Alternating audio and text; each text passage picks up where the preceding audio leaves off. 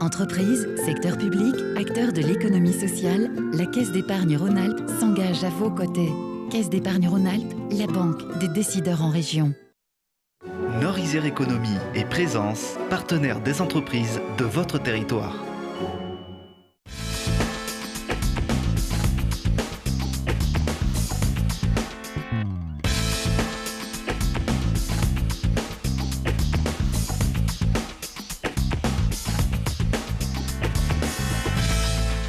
Bonjour à tous, très heureux de vous accueillir dans Classe Affaires, le club de l'économie en Isère. Ce mois-ci, encore un numéro un peu particulier en visioconférence et consacré à la crise sanitaire et à ses effets sur l'économie.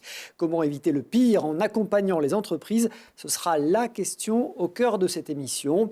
Et puis nous verrons aussi, au contraire, comment ce coronavirus peut présenter une opportunité de développement pour certaines entreprises. Avec nous, bien sûr, notre expert. Je suis très heureux de retrouver Alain Denisot. Bonjour Alain. Bonjour Christophe, très heureux également. Après ces 2 mois et demi un peu longs. Ça a été un peu long. Bienvenue en tout cas parmi nous, président du directoire de la Caisse d'épargne Rhône-Alpes et expert donc sur ce plateau. Avec vous, on s'intéressera plus particulièrement à l'un des piliers essentiels de l'économie dans les Alpes et en France, le tourisme. Et puis on reviendra aussi sur cette fameuse notion de destruction créatrice. On reparlera donc de l'économiste Schumpeter. Plusieurs invités sont aussi avec nous à distance. Chantal Carlios, bonjour. Bonjour. Vice-présidente du conseil départemental, présidente d'Isère Attractivité. Christophe Ferrari, bonjour. Bonjour. Président de Grenoble-Alpes Métropole. Et Yannick Neuder, vice-président de la région Auvergne-Rhône-Alpes. Bonjour. Bonjour. Et merci à tous d'être avec nous pour passer en revue les dispositifs d'aide et de soutien à l'économie locale que vous avez mis en place. Vous le savez, les hommes et les femmes politiques sont traditionnellement pas invités dans Classe Affaires, mais vos collectivités jouent un rôle primordial dans l'accompagnement de cette crise. Il nous a donc semblé important de faire une exception. Voilà donc pour le sommaire. C'est parti. Installez-vous confortablement pour un nouveau voyage en Classe Affaires dans le club de l'économie en Isère.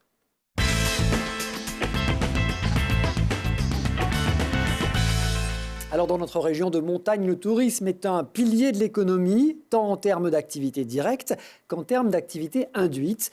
Après 2 mois de confinement, le secteur est en plein marasme, d'autant que la saison estivale arrive à grands pas et que l'hiver a dû être écourté pour cause de virus. Cette crise laissera des traces, Alain Denisot. Les impacts sont importants sur cette filière du tourisme en montagne.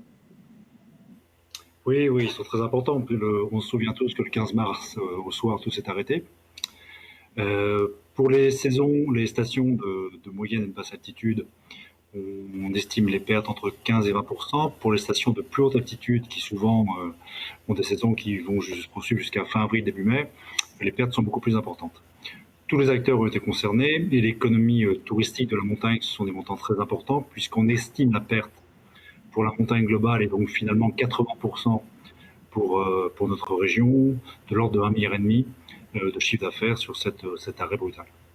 Alors on fera tout à l'heure le point plus spécifiquement en Isère avec Chantal Carlios. Est-ce que vous pouvez, Alain, nous donner quelques chiffres sur les enjeux économiques de ce tourisme de montagne dans notre région?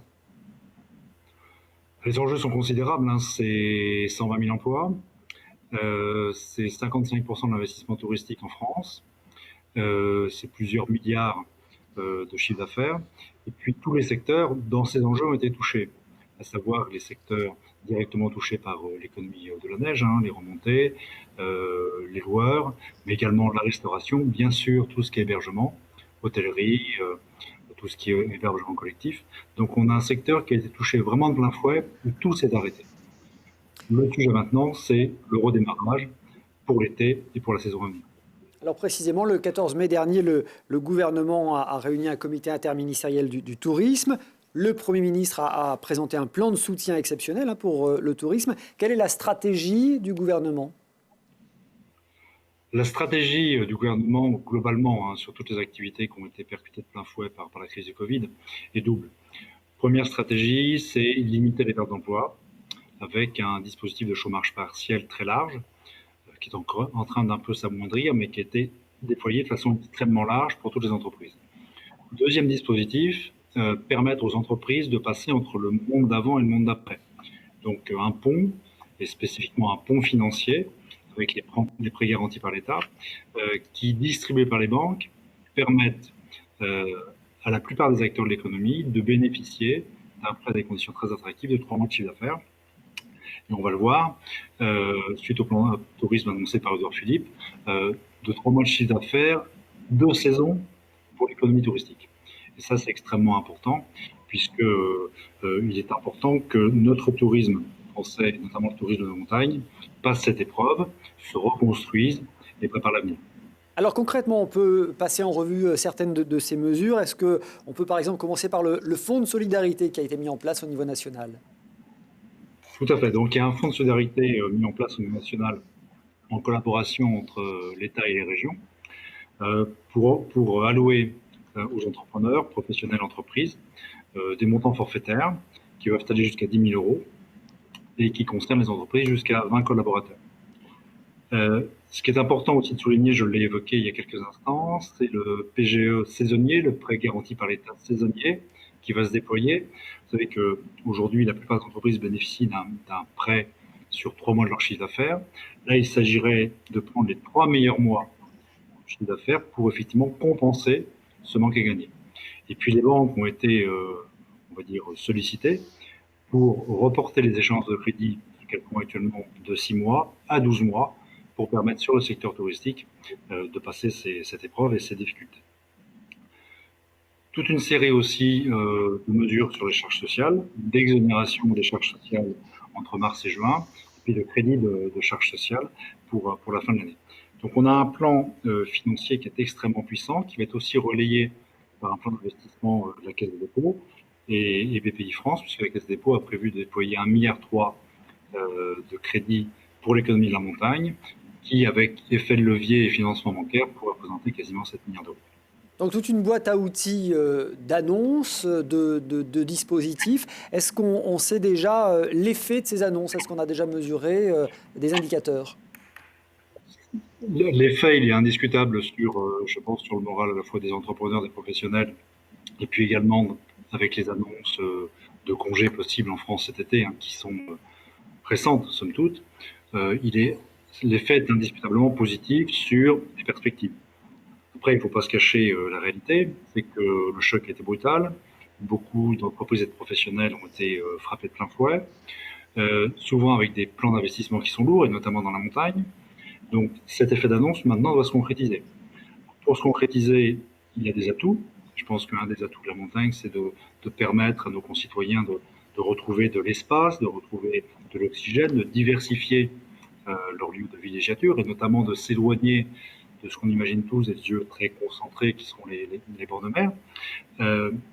Ce plan d'investissement a aussi une opportunité pour faire redécouvrir ces espaces avec la contrainte des mesures de distanciation, que ce soit dans la restauration, dans l'hôtellerie, des mesures sanitaires, toutes les locations, on peut penser au vélo de montagne. Donc c'est un vrai défi. Et avec le sujet que réouvrir des établissements peut, pour l'exploitant, être au-delà de la difficulté technique et sanitaire, une difficulté économique, puisque réouvrir aujourd'hui un établissement, c'est des mesures de distanciation, donc c'est moins de chiffre d'affaires, avec pour autant des charges qui sont plus ou moins les mêmes qu'en fonctionnement normal. Donc on a à la fois cette opportunité, je pense, de l'économie de la montagne, du tourisme de montagne, du tourisme vert et d'altitude, et en même temps un vrai défi économique pour réattirer les clients. Donc j'entends bien que la clientèle française peut en profiter pour redécouvrir le tourisme de montagne. En revanche, ces professionnels du tourisme devront sans doute se passer davantage de la clientèle étrangère.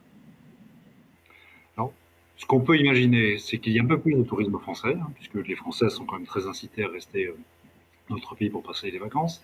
Et avec ce phénomène de volonté d'espace, de place pour passer des vacances sereines, le tourisme de montagne étranger est beaucoup européen.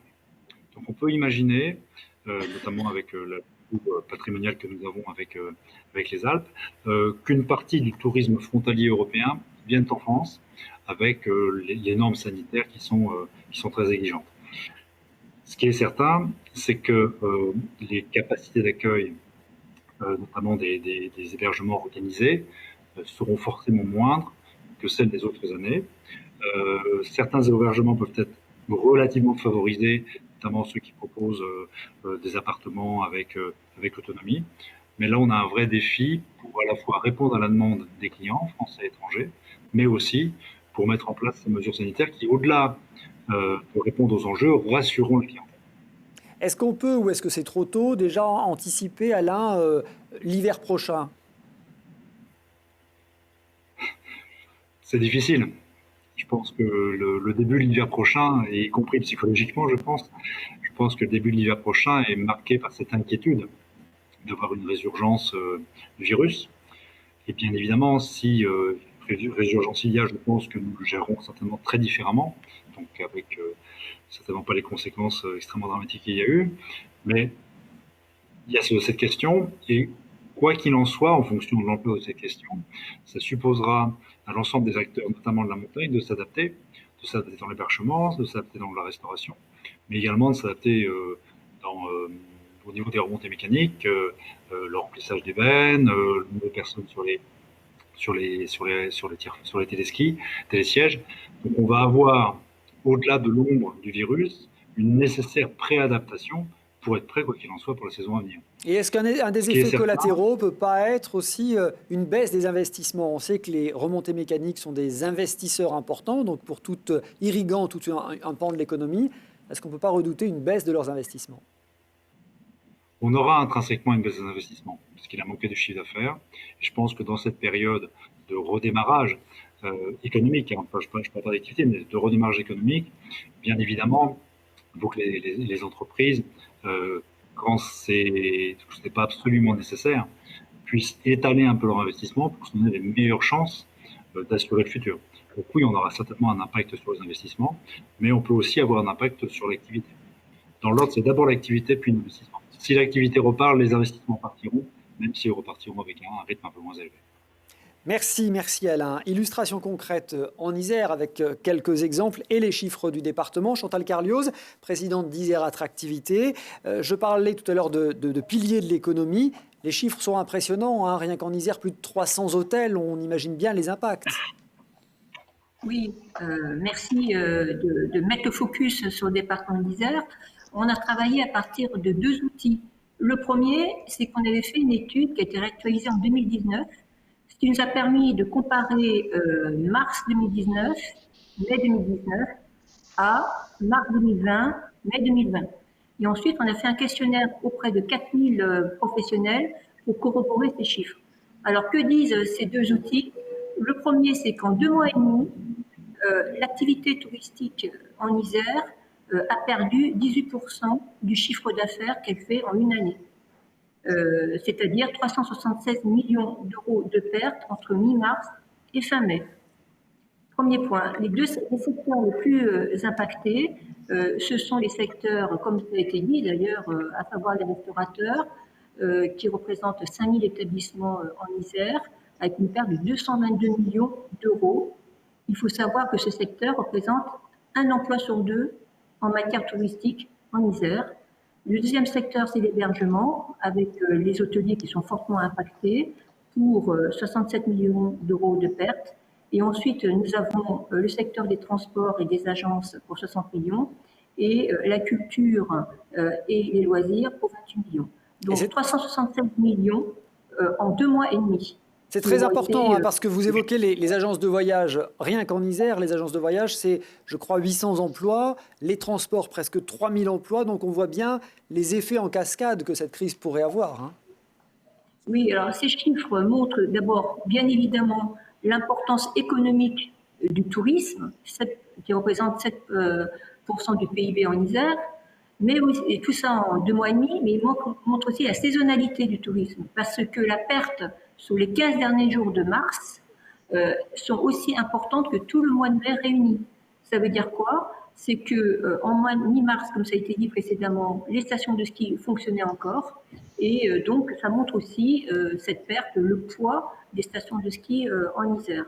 Donc ces chiffres montrent la saisonnalité du tourisme, montrent l'organisation par filière, comme vous venez de dire, Christophe, mais montre aussi les territoires impactés.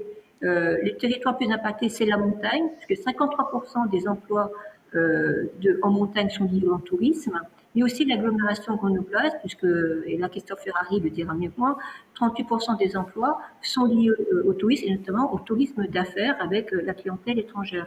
Donc on voit bien que le tourisme, c'est une économie, c'est également du social avec 23 300 emplois impactés, mais c'est aussi du sociétal. Nous sommes le 2 juin aujourd'hui, tout le monde a attendu avec impatience l'ouverture des bars et des restaurants, la suppression des 100 km. On voit bien que le tourisme est une économie transversale qui nous concerne tous au quotidien. Bien sûr, ce sont les voyages, les manifestations, la culture, le sport, mais c'est aussi un état de vie, un art de vivre avec les restaurations et les bars qui sont ouverts aujourd'hui. Alors, vous évoquiez la fin de la saison anticipée cet hiver. On rappelle que le confinement mi-mars a empêché les stations de montagne de poursuivre la fin de la saison hivernale, et notamment le ski de printemps qui est aussi très, très important. Est-ce que c'est trop tôt pour évoquer avec vous, Chantal Carlioz, une perspective pour l'été qui vient? On disait beaucoup de Français vont vouloir redécouvrir le tourisme de proximité. Ça, c'est une opportunité. Oui, alors l'été, le tourisme en été, c'est 9 millions de nuitées en Isère. 9 millions de nuitées, c'est 3 millions de visiteurs. Sur les 3 millions de visiteurs, c'est à peu près 30% de clients étrangers, dont on peut supposer qu'ils ne sont pas au rendez-vous, en tout cas en plus faible nombre. Donc il faut compenser. Il faut compenser. Donc le défi qui est devant nous, c'est non seulement d'augmenter, comme on fait depuis 3 ans, la clientèle de proximité, mais aussi de l'augmenter pour rattraper le manque à gagner du fait de l'absence de la clientèle étrangère. Il faut savoir que la clientèle Auvergne-Rhône-Alpes pour le tourisme isérois pèse 37%. Donc il nous faut augmenter ce chiffre pour compenser la perte justement de la clientèle étrangère. Et heureusement, depuis 3 ans, nous avons mis en place toute une série d'outils.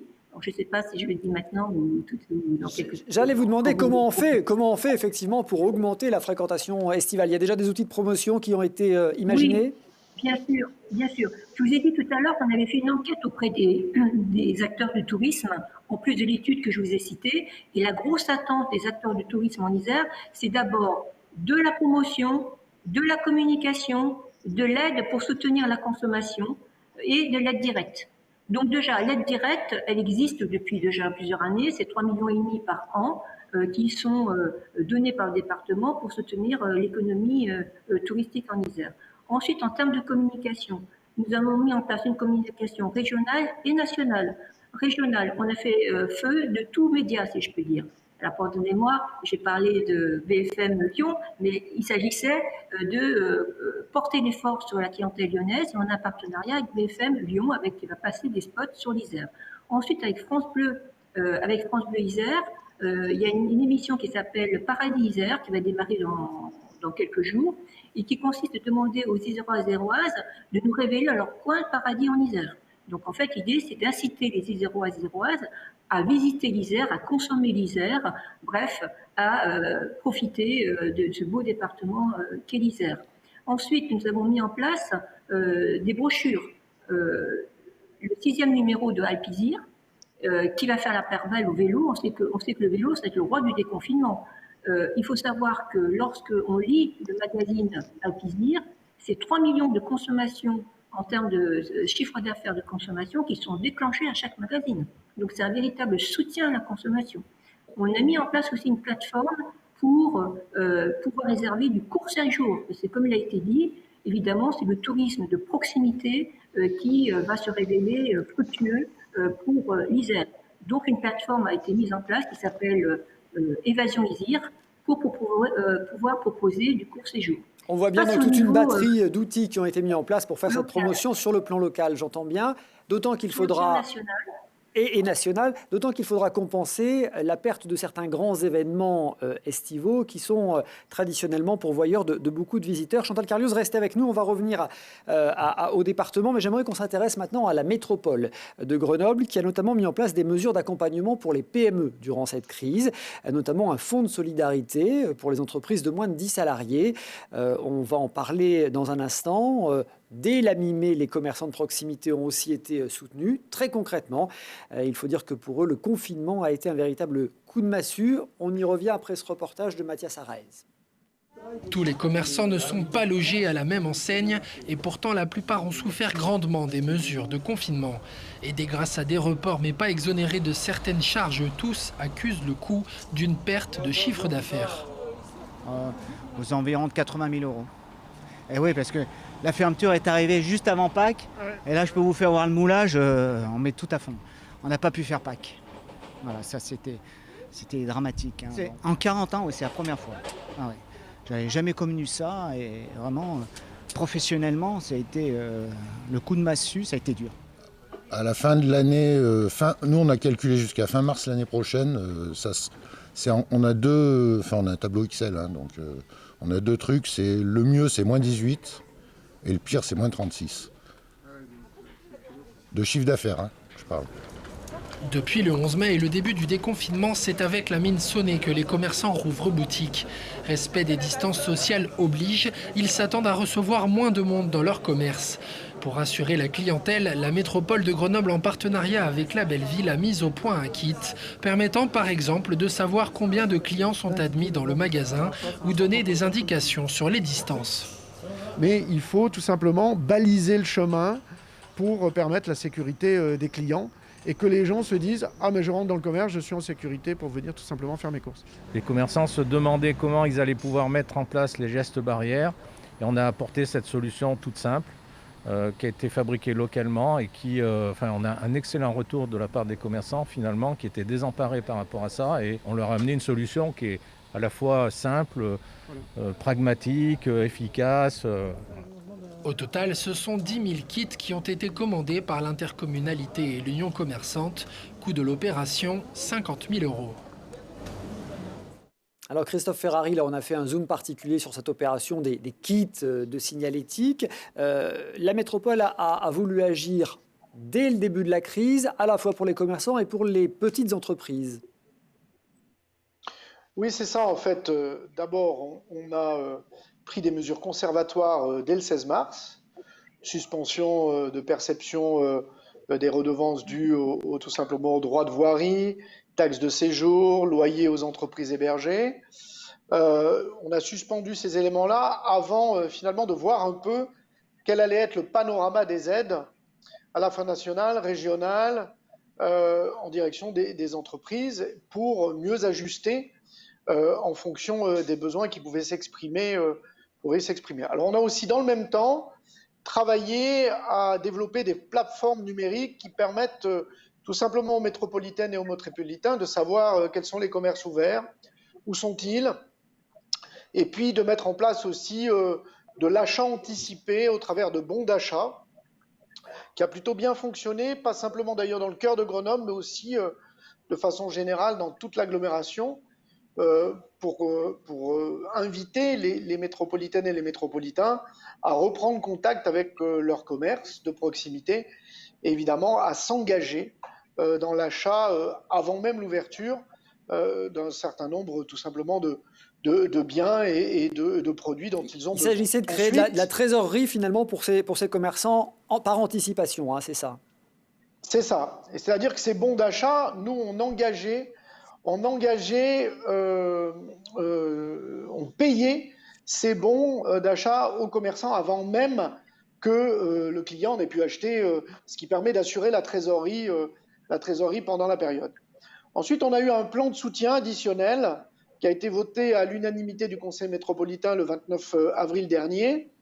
Il a été articulé avec les différentes aides mises en œuvre par l'État et la région, justement afin d'avoir une vraie complémentarité et une vraie lisibilité des dispositifs. Il faut rendre la vie simple aux entreprises dans cette période. Ils sont déjà suffisamment secoués, abasourdis, voire dans une grande détresse. Donc il faut leur rendre la vie la plus simple. Nous, on a pris une priorité, c'est les acteurs économiques les plus fragiles et l'économie de proximité. Donc c'est un fonds de solidarité de 5 millions d'euros qui a été ouvert dès le 11 mai pour les TPE du commerce et du tourisme, y compris de l'événementiel, de moins de 10 salariés dont le chiffre d'affaires est inférieur à 1 million d'euros et qui a subi une perte d'au moins la moitié de ce dernier. Ça a bien marché ce fonds de solidarité, il a rencontré son public? Pour le moment, nous sommes à près de 1000 dossiers. Donc, vous voyez, nous sommes à 3 semaines et nous avons quelque chose qui monte en puissance et dont on me dit que les conditions sont simples à remplir. Et ça, évidemment, c'est un élément du succès. C'est 1 000 € de dépenses d'investissement qui auraient été réalisées par l'entreprise depuis le 1er janvier 2018. Donc vous voyez que ça couvre largement, c'est une aide directe qui arrive chez ces entreprises. Mais ça veut dire qu'il y a encore excusez-moi de le dire comme ça, mais il y a encore un peu de marge. Du coup, on peut inciter effectivement les petites entreprises de moins de 10 salariés à candidater pour ce fonds de solidarité. Absolument. Après, on s'aperçoit qu'il peut y avoir ici ou là des trous dans la raquette et on adaptera. Le but, évidemment, c'est que ces 5 millions d'euros soient consommés et utilisés pour l'économie locale et pour nos entreprises locales. On a eu aussi des aides ciblées pour la réouverture des commerces. On a évoqué, le kit qui a été présenté ici, mais on a renforcé aussi les dispositifs d'aide directe déjà existantes à l'investissement des commerces.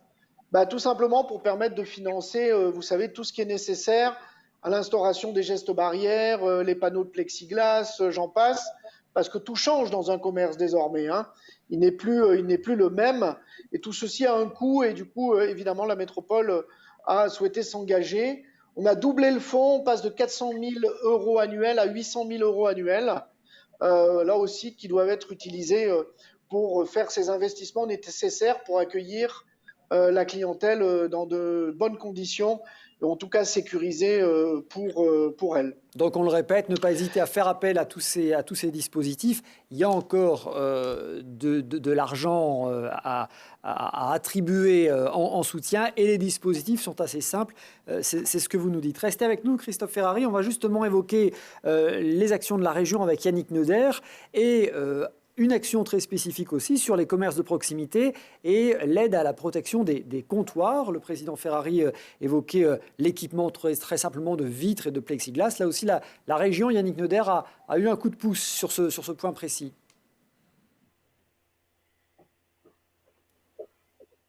Est-ce que Yannick Neuder m'entend ? Oui, bien sûr, je vous entends. Je croyais qu'il y avait un reportage qui illustrait comme les précédents orateurs. Oui, effectivement, la protection a été au cœur, je dirais, des préoccupations immédiates. Alors, j'ai pas un très bon son, je suis désolé. On vous entend. Simplement, peut-être dire que c'est plus de 20 millions d'euros sur la protection qui a été initialement débloquée en lien avec l'agence régionale de santé pour justement faire tous les moyens de protection. En plus des gestes barrières, c'est naturellement tout ce qui est masque, tout ce qui est plexiglas de protection, mais nous sommes allés bien plus loin puisque nous avons également souhaité participer au dépistage en achetant des tests pour dépister les personnels et les résidents, notamment des centres médico-sociaux. Donc je pense que le président de la région a souhaité être très réactif sur cette donnée sanitaire et cette protection pour prendre soin de la santé des Auvergnats et des Rhône-Alpins. Et la distribution des masques en est une bonne illustration.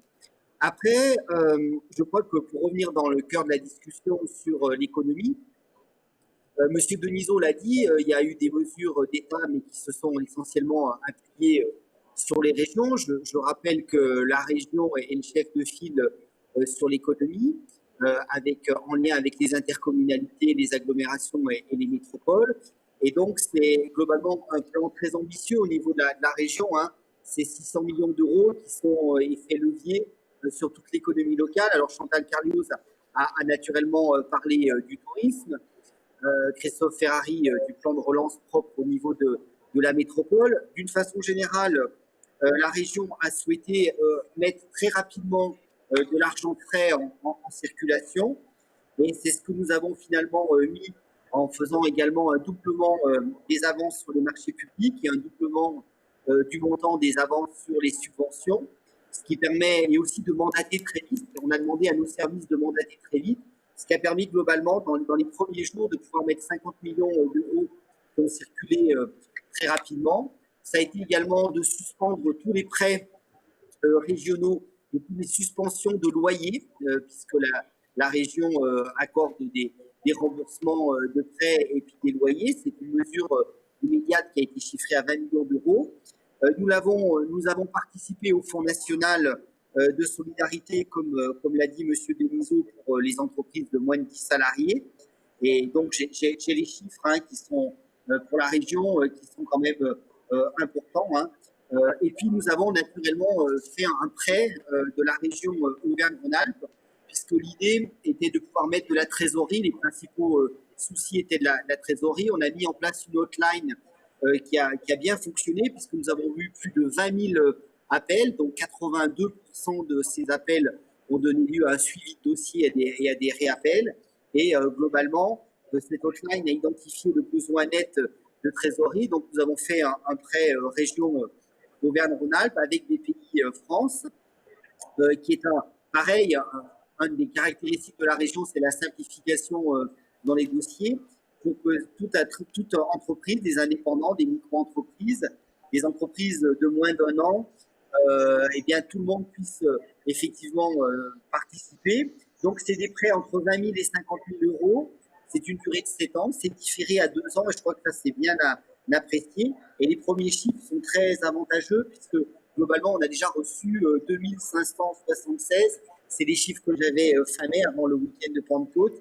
Et nous avons pu accorder, globalement, plus de... pardon, je cherche mes chiffres. Plus de 80 000 euros déjà qui ont été accordés. Et puis ensuite, il y a eu toutes les mesures de protection, effectivement. Au départ, c'était pensé pour les professionnels de santé. Ça a été largement étendu à l'ensemble des professionnels de santé, puisqu'au départ, c'était calibré pour les pharmacies. Nous avons étendu aux professionnels de santé, mais nous avons également étendu à tous les commerçants artisans, qui permettent effectivement d'avoir aussi, là, c'est près de 300 000 euros qui ont été accordés pour les moyens de protection. Mais si on revient sur la trésorerie, qui est le cœur du sujet de la région sur la compétence économique, c'est 265 millions d'euros qui vont être alloués par la région à différentes entreprises, quelle que soit leur taille. On a beaucoup évoqué le tourisme dans cette émission comme pilier de l'économie régionale. Il y a un autre pilier, c'est effectivement le secteur du BTP. Dans la dernière émission qu'on a enregistrée le mois dernier ici, le président de la fédération du BTP de l'Isère appelait les décideurs locaux à ne pas interrompre les marchés publics et à remettre, à ne pas faire perdre de temps aux entreprises sur les grands chantiers. Je veux juste faire un petit tour de table rapide. Chantal Carlios, le département a décidé la reprise de ces commandes publiques très tôt durant cette crise. Oui, justement pour répondre aux objectifs que vous avez dénoncés, Christophe, à savoir soutenir les entreprises en tant que telles, parce qu'il fallait donner un signal fort parce qu'en fait, la base de tout, c'est la confiance. Et la confiance, c'est de montrer que le département est présent, répond présent, et que dès qu'il a pu, eh bien, il a rouvert ses chantiers. Et notamment, par exemple, le chantier du train de la Mure qui va reprendre avec un objectif de réouverture d'ici octobre. Oui, on aurait pu citer le pont de la Buissière, le déploiement du très haut débit ou encore le collège Lucie Aubrac. Christophe Ferrari, la métropole est en termes d'investissement aussi un pourvoyeur d'argent pour le secteur du BTP. Là aussi, il a fallu reprendre rapidement, le plus rapidement possible. Oui, on est le plus gros investisseur sur le territoire métropolitain, évidemment. Et on a repris, je dirais, les chantiers suite à l'accord national qu'il y a eu entre la Fédération du BTP, entre Fédération nationale du BTP et le gouvernement, avec ce plan guide de reprise de chantier dans le cadre du Covid-19. On sait que ça complexifie les chantiers, parce qu'il faut évidemment protéger les salariés, et ça nécessite la mise en place de gestes barrières et de conduite de chantier qui sont un peu plus compliqués qu'ils ne l'étaient avant. Donc nous, on reprend les chantiers, et évidemment, nous, notre sujet, c'est la commande publique et c'est la reprise, bien sûr, des marchés au plus vite, tout simplement pour réamorcer la pompe, que ce soit en matière de construction de logements, parce qu'on va avoir besoin de construire des logements encore plus, et sans doute d'ailleurs de plus de logements sociaux, parce que vous allez voir qu'après cette crise sanitaire, la crise économique, une crise sociale sans précédent va avoir lieu, et il nous faudra sans doute loger un certain nombre de nos concitoyens qui n'auront plus les ressources pour tout simplement se loger, je dirais, dans l'habitat privé ou autre, et qui vont être contraints soit à vendre leurs biens et d'aller ensuite dans le locatif. Donc reprendre les chantiers de construction, reprendre les chantiers de voirie. Donc on avait atteint avec sur le territoire métropolitain un niveau d'investissement suffisamment fort. Il avait été reconnu par la fédération du BTP elle-même. Donc notre objectif, c'est évidemment d'être au rendez-vous de la commande publique et bien sûr de faire circuler cet argent dans le territoire. Je rappelle que quasiment 85-90% de notre commande publique bénéficie aux entreprises de la métropole et de l'Isère en général. Bien, merci pour ces détails. Vous restez bien sûr avec nous. On va faire une courte pause. Dans un instant, on va évoquer aussi ces entreprises qui ont réussi à faire de la crise sanitaire un levier de développement. On reviendra aussi sur la célèbre théorie de la destruction créatrice. À tout de suite.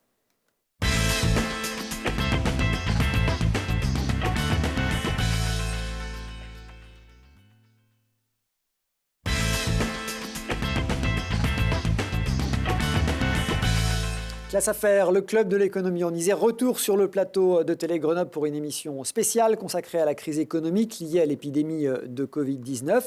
Avec nous notre expert Alain Denisot, président du directoire de la Caisse d'épargne Rhône-Alpes, Chantal Carlioz, la présidente d'Isère Attractivité, Christophe Ferrari, le président de Grenoble-Alpes Métropole et Yannick Deder, le vice-président de la région Auvergne-Rhône-Alpes.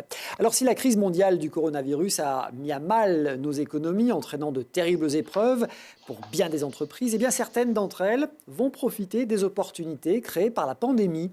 On pense bien sûr aux laboratoires qui développeront peut-être demain un vaccin. On pense aux entreprises qui ont créé des masques. Eh bien en Isère, une start-up grenobloise s'est fait un nom en développant une borne de désinfection des mains, Everclean Hand. Elle est spécialisée dans l'hygiène grand public et elle avait débuté la commercialisation en 2019 de ce produit. Avec la crise sanitaire, le carnet de commandes a explosé. L'activité a été multipliée par 4. Reportage. La crise du Covid, en fait, elle a permis aux gens de se rendre compte que l'hygiène des mains est un geste qui est absolument indispensable et qui n'est pas optionnel. Donc nous, ça fait 3 ans qu'on se bat pour expliquer à tout le monde qu'à travers l'hygiène des mains, on permet de protéger la santé des populations contre, bien entendu, la grippe saisonnière, les infections ORL, la gastro qui se transmettent à 80% par les mains. Mais c'est vrai qu'avec l'avènement de Covid, malheureusement, il a fallu en passer par là pour que les gens se rendent compte que c'est vraiment très important et même essentiel. Et c'est là qu'est le point fort de notre borne, c'est qu'on a allié à ce geste d'hygiène qui est un geste essentiel, un geste agréable, une expérience client agréable, puisque lorsqu'on introduit ses mains, on a une légère nébulisation sur les mains, c'est très agréable, ça ne fait pas de bruit, ça se dépose doucement. Et ensuite, on va garder ses mains dans l'enceinte transparente, comme ça on voit ses mains. Le déclenchement se fait automatiquement, donc on nébulise pendant 7 secondes la lotion d'origine hydro-végétale, entièrement d'origine naturelle et minérale. Et ça va, on retourne un peu ses mains. Quand on les ressort, elles sont légèrement humectées, on les frotte, et en quelques secondes, les mains sont désinfectées. Et dans son business plan, Everclean Hand avait prévu de placer en location 10 000 bornes en 2024. Elle devrait atteindre cet objectif bien plus vite que prévu. Le Covid-19 est également une excellente opportunité pour une autre entreprise iséroise, Serge Ferrari, installée tout près de la Tour du Pin, entreprise spécialisée dans les tissus techniques qui viennent mettre au point un tissu capable de tuer le virus. Reportage. Une membrane aux propriétés antivirus et anti-coronavirus, c'est bien ce qu'a développé le groupe Serge Ferrari pendant le confinement, un tissu appelé Agivir qui s'applique comme une deuxième peau sur un objet et qui le protège grâce à des particules d'argent. Il se trouve que l'argent est connu depuis très longtemps, depuis l'Antiquité même pour ses propriétés antibactériennes. Ce n'est pas simplement une application d'argent sur nos membranes, mais c'est surtout qu'on a de l'argent qui est bien ancré sur la surface des produits et donc qui assure toutes les performances de notre membrane composite. Le groupe Serge Ferrari est spécialisé dans les surfaces composites, utilisées en architecture ou dans les toiles des stades de foot comme au Parc OL. Et toute la production est réalisée dans les locaux de l'entreprise à Saint-Jean-de-Soudain dans le Nord-Isère, de la fabrication du fil jusqu'au tissage et à la pose du PVC contenant l'argent. Nous avons mis environ 2 mois pour pouvoir faire le développement, faire les premiers essais industriels et lancer donc les premières productions. Jusqu'actuellement, donc, nous sommes complètement en capacité et nous avons déjà réalisé les premières productions, les premiers milliers de mètres carrés de produits. Ces produits s'appliquent sur absolument tous les objets qui ont des surfaces de contact importantes. Ici, on est venu recouvrir toute rambarde, différentes, toute main courante qu'il peut y avoir dans un escalier, avec notre produit. Donc ici, si jamais le virus se trouve en contact avec la surface, 95% des coronavirus seront détruits au bout de 15 minutes et 99,5% détruits au bout de 60 minutes. Des poignées de porte, des sacs cabas ou encore les rideaux des isoloirs, les applications de ce tissu sont nombreuses. Des écoles de la région ont déjà commandé des housses pour les chaises et les bureaux des élèves et la demande devrait continuer d'augmenter. On a des capacités aujourd'hui de 20 000 m² par semaine qu'on peut largement monter à 100 000 m² et encore plus au-delà si vraiment la demande se fait très forte. On a l'organisation et la capacité de suivre la demande. Cette membrane est bien complémentaire et ne se substitue pas aux gestes barrières et au port du masque pour éviter la propagation du virus. Et l'entreprise Serge Ferrari emploie 830 salariés. Elle consacre 5% de son chiffre d'affaires à la R&D. Alain, ces exemples nous donnent l'occasion de revenir sur cette fameuse notion économique, celle de la destruction créatrice. Tout à fait. De M. Schumpeter, donc, qui était un économiste et un homme de sciences politiques, donc, qui a défini en fait les modifications profondes d'activités, de processus de production, de conquête de marché, de nouvelles technologies, comme à la fois détruisant le présent, détruisant les activités présentes, mais aussi favorisant l'émergence de nouvelles activités, de nouveaux marchés, de nouvelles technologies, de nouveaux processus. Il qualifie sa définition de cette destruction créatrice de processus de mutation industrielle, il faut le remettre dans le contexte aussi, bien sûr, qui révolutionne incessamment de l'intérieur la structure économique, en détruisant continuellement ces éléments vieillis et en créant continuellement des éléments neufs. Bien évidemment, avec la révolution industrielle, la révolution digitale que nous sommes en train de vivre, on est au cœur de ce dispositif. La question qu'on peut tous légitimement se poser, c'est est-ce que la crise que nous venons de traverser n'accélère pas, voire n'amplifie pas ces éléments-là. L'exemple que nous venons d'avoir, qui est très très excellent niveau, enfin une très belle création, je pense va s'appliquer dans l'accélération du digital, ça c'est une évidence. Je pense qu'on va également l'avoir dans les nouvelles mobilités, tout le sujet de la mobilité connectée, et puis bien évidemment le rehaussement des processus de santé par des instruments ou des outils qui ne sont pas nativement créés forcément par des biologistes, des pharmaciens. Voilà. Donc c'est vraiment un processus de renouvellement, un peu comme on le connaît finalement dans la vie végétale et animale. L'économie et ses facultés d'adaptation, sa théorie de l'évolution. Vous évoquiez des sujets bien précis en matière d'innovation. Nos territoires sont plutôt bien placés sur ceci. On parle des nouvelles mobilités, de la révolution numérique. Christophe Ferrari, Yannick Noder, on voit bien que l'innovation permet de passer et d'anticiper l'après-crise. Christophe Ferrari. L'innovation a toujours été, quelles que soient les périodes, un vecteur tout simplement pour dépasser les contraintes, pour dépasser les difficultés et faire de ces contraintes finalement des opportunités. Et nous voyons bien, il y a multiples exemples, et évidemment à Grenoble encore plus, parce que nous sommes un terreau d'innovation depuis toujours, que finalement se débrouiller, trouver des nouvelles solutions fait partie de l'ADN local, et moi j'ai la conviction qu'on va même pouvoir sans doute régler peut-être d'autres questions aujourd'hui plus complexes à régler, parce que tout simplement nous avons abordé cette période extrêmement difficile, là aussi avec la volonté évidemment de se dépasser, de trouver des solutions. Donc moi je salue toutes ces initiatives ici ou là qui sont d'une grande richesse à la fois pour le territoire, mais qui permettent surtout de trouver des solutions et d'engager la préparation de ce que certains appellent le monde de demain. Yannick Noder, l'après-crise sera moins difficile en Auvergne-Rhône-Alpes, là où la recherche, le développement, l'innovation sont particulièrement actifs? Alors, je vais vous répondre pour l'innovation. Je voulais juste, vous avez fait un tour de table, mais vous avez sur le PTP, mais vous avez juste oublié de me repasser la parole à ce moment-là et de peut-être simplement le signaler, c'est que nous lançons un plan de 150 millions d'euros à destiner des collectivités, puisque le fait effectivement qu'au deuxième tour des municipales, été programmée. Je ne sais pas si c'est une bonne chose pour la démocratie locale, et ce n'est pas le sujet aujourd'hui. Mais en tout cas, on sait que les collectivités locales représentent 70% de la commande publique. Donc, nous mettons 150 millions d'euros pour accompagner les municipalités nouvellement élues, les intercommunalités, pour leur aider justement à enclencher de la commande publique sur des travaux.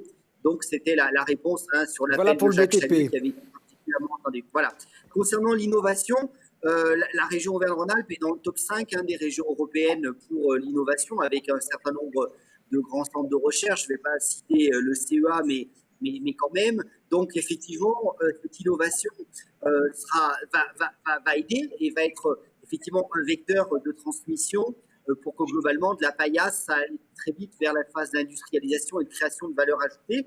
Je dirais, je reste quand même très prudent. Effectivement, Auvergne-Rhône-Alpes a de grands atouts. C'est la première région industrielle de France et la deuxième région, effectivement, en termes d'enseignement sup et quelque part d'innovation.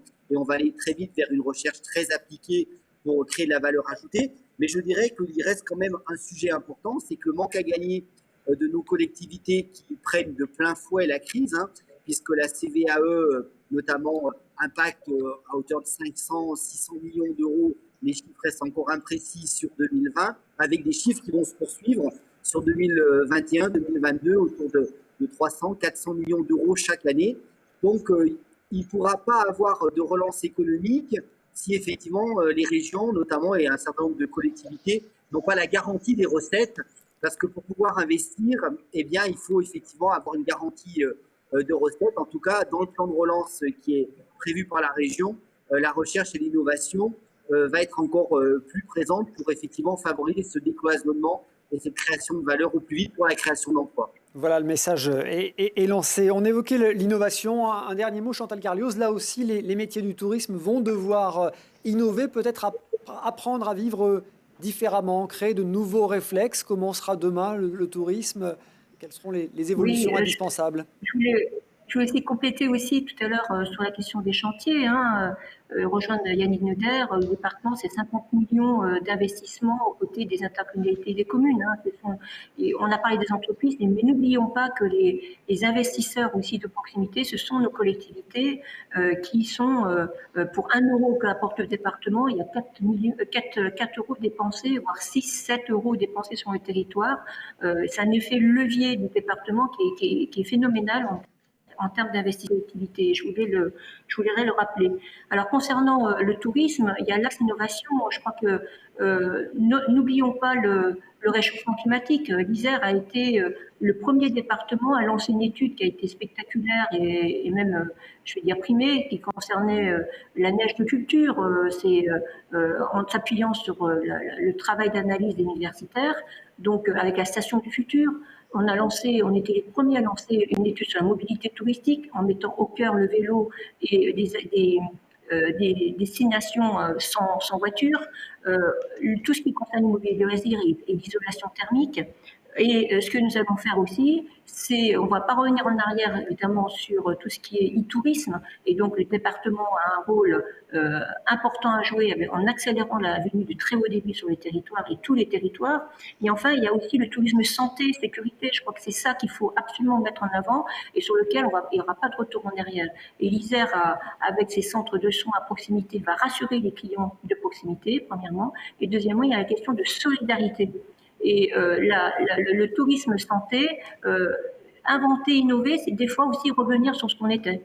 C'est-à-dire s'appuyer sur notre histoire, notre culture. Le Vercors, c'était le climatisme. Et justement, c'était déjà sur les bronches, la tuberculose. Et je pense qu'il y a vraiment à apporter la démonstration, on va le faire avec l'université, qu'aller en altitude, en moyenne altitude, c'est bon pour le corps, pour la santé, pour l'esprit. On va le démontrer au niveau sanitaire. Et enfin, il y a la question de la solidarité. Donc, je n'ai pas terminé tout à l'heure sur la communication au niveau national que nous allons faire. En un mot, pour conclure. On a une opération sur la solidarité vis-à-vis des personnels soignants. Ils nous ont aidés. Il s'agit de leur dire merci. Et donc, maintenant, on lance une opération Merci en Isère pour offrir des bons de séjour pour le personnel soignant et qu'à notre tour, on prend soin d'eux. Donc, le tourisme d'aujourd'hui et de demain, c'est forcément un tourisme de santé, un tourisme de solidarité, un tourisme qui a du sens et de proximité. Ça fait du bien à la planète aussi de consommer l'Isère. Alain Denisot, le mot de la fin, on voit bien qu'on se tourne déjà vers l'après-crise et heureusement, on imagine l'après qui ne sera plus comme avant. De nouveaux réflexes sont apparus. Oui, c'est certain.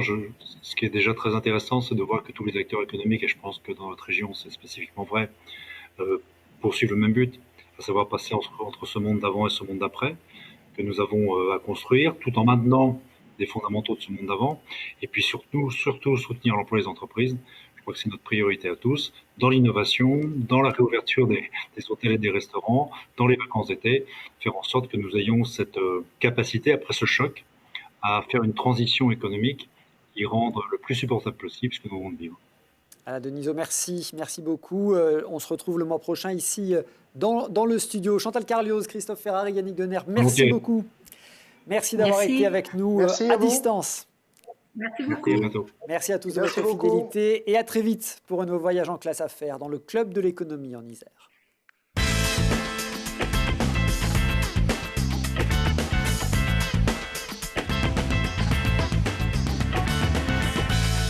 Entreprises, secteur public, acteurs de l'économie sociale, la Caisse d'épargne Rhône-Alpes s'engage à vos côtés.